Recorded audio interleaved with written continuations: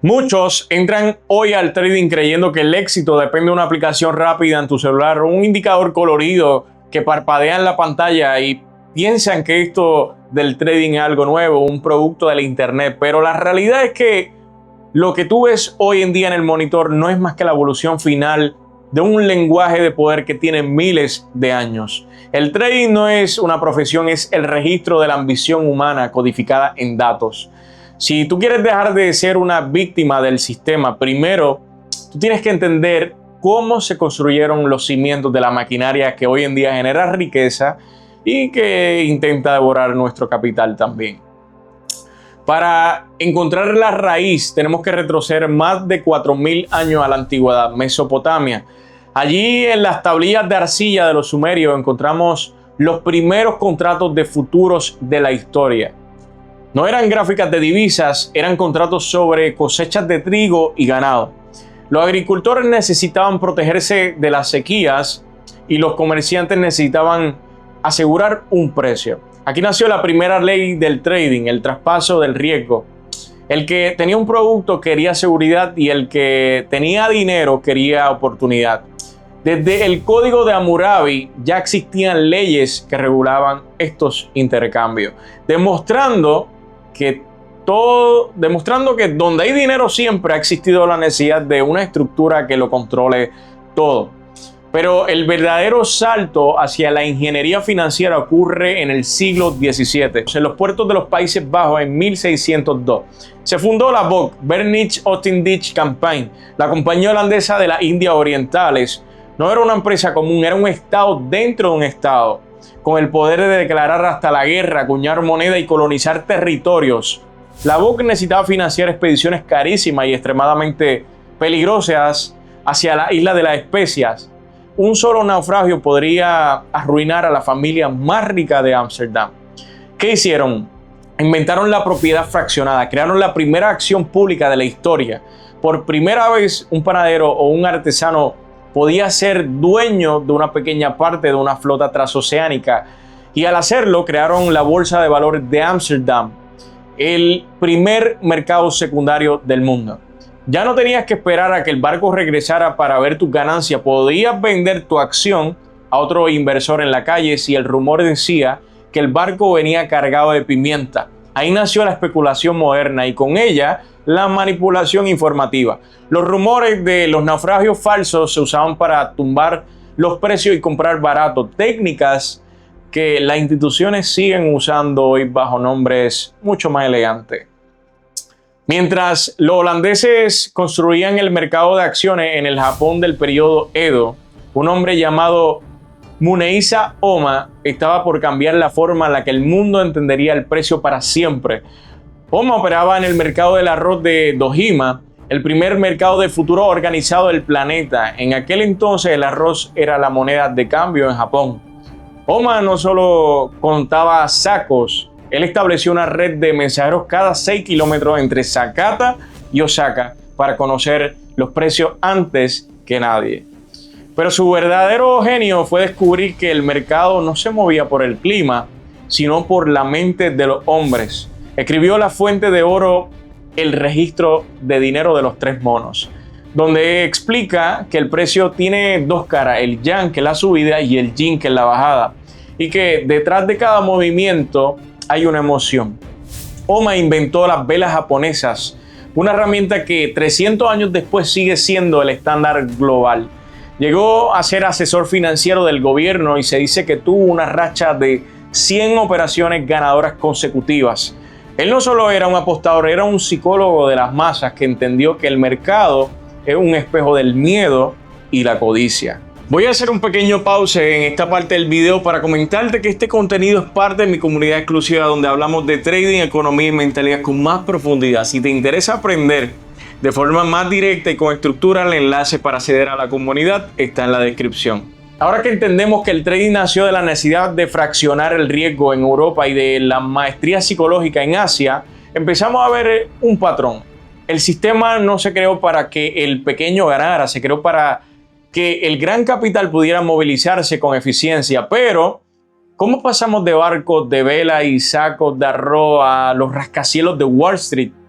La respuesta se encuentra en la institucionalización del dinero a finales del siglo XIX. El trading dejó de ser una actividad de comerciantes individuales para convertirse en la espina dorsal de las potencias mundiales. Aquí es donde aparecen figuras como Charlie Down, quien no solo creó el índice Dow Jones, sino que nos dio la primera teoría de estructura de mercado. Down entendió que el mercado tiene tendencia y que el precio o los precios lo descuentan todo. Pero fue Richard Wyckoff quien verdaderamente desnudó el sistema. Wyckoff introdujo el concepto del composite man o el hombre compuesto. Él decía, olvida las noticias, opera como si todo el mercado fuera manejado por una sola mente maestra que busca engañarte para quedarse con tu capital.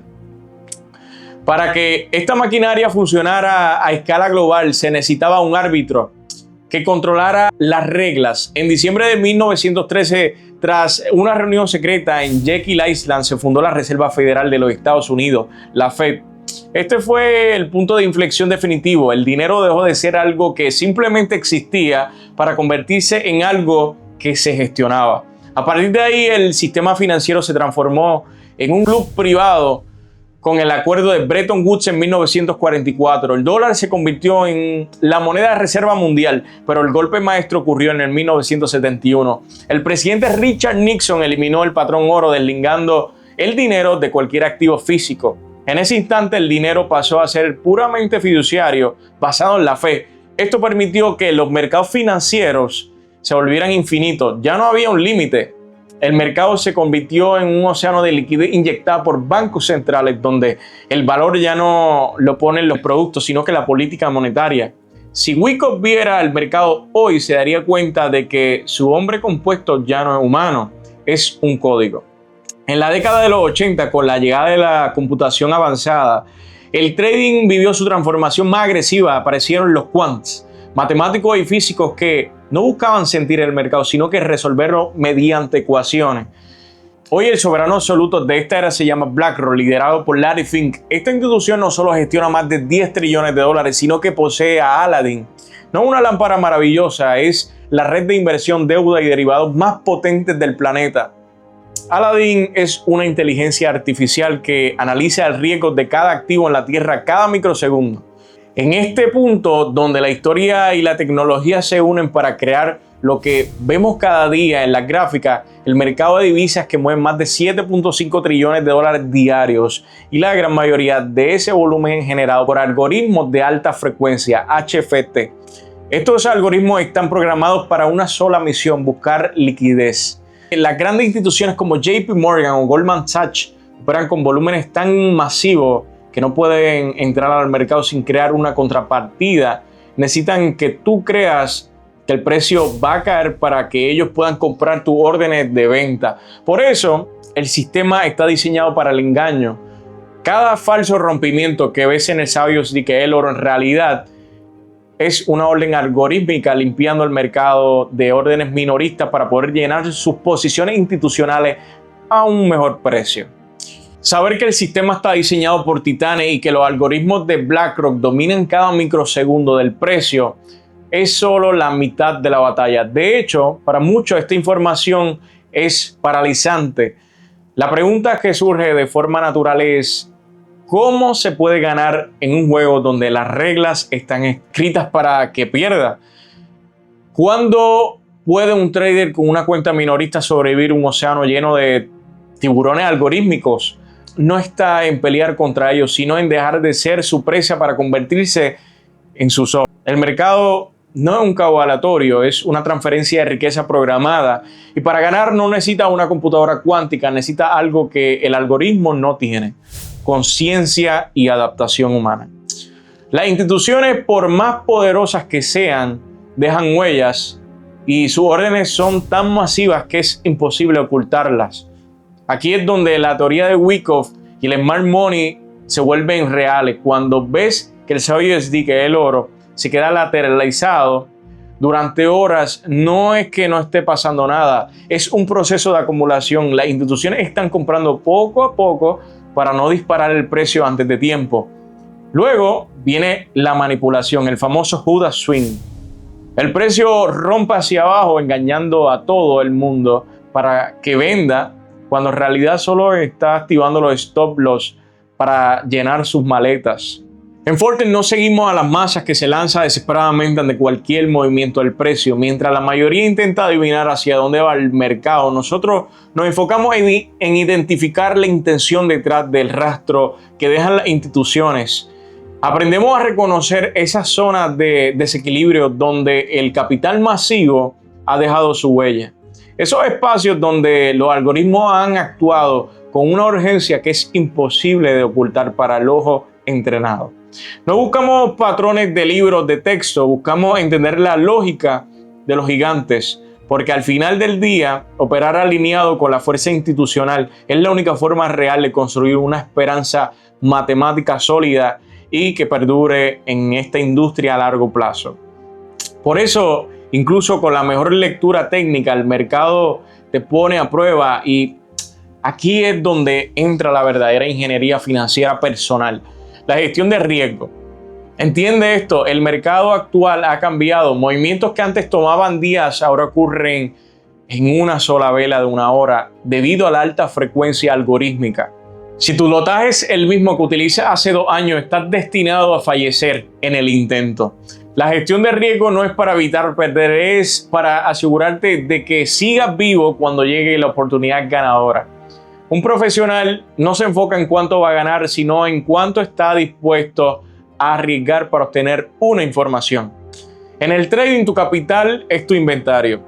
Si te quedas sin inventario, tu negocio cierra. Por eso, entender el drawdown y saber cuándo reducir el apalancamiento es lo que te va a separar de un apostador a un gestor de capital. Finalmente, llegamos al pilar más importante y el más ignorado, la psicología. Tú puedes tener el algoritmo de BlackRock en tu casa, pero si no tienes control de tus emociones, el mercado te va a destruir. El miedo a perder y la avaricia por ganar son los cables que las instituciones conectan para mover las masas.